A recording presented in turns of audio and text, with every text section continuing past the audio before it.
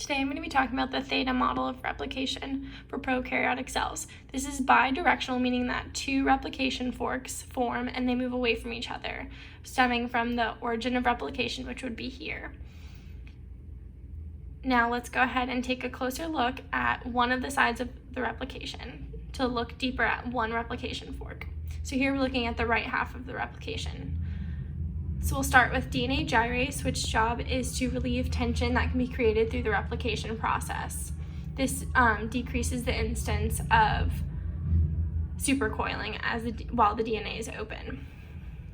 Next, we're going to look at helicase, which binds to one strand of DNA and breaks the bonds that hold the two strands together.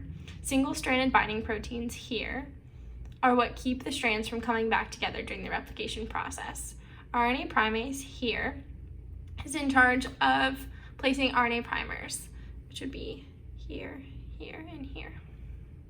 These primers allow for a 3' end with an OH group to be available for new nucleotides to bond to. DNA can only be read in the direction of 5' to 3', which means that all nucleotides have to bind to the 3' end. Due to the need for a primer, this is what creates the lagging and leading strands. The lagging strand here forms in the direction opposite of the way that the replication fork is moving. Because of this, it requires multiple RNA primers to be used and create segments of DNA, which are called Okazaki fragments, which will be here, there. In contrast, the leading strand here only requires one primer because it moves in the direction of the replication fork, which allows for continuous DNA synthesis.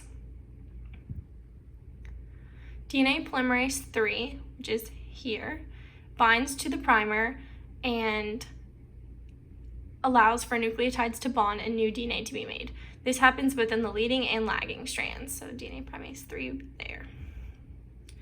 In the lagging strand, the chunks of the DNA that are formed are Okazaki fragments, as I mentioned before.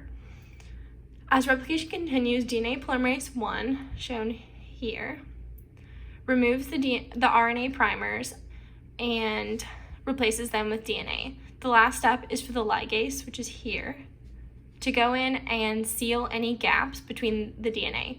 Phosphodiester bonds are what are found between the nucleotides and hold the DNA together. Our outcome would be 2 new identical daughter cells.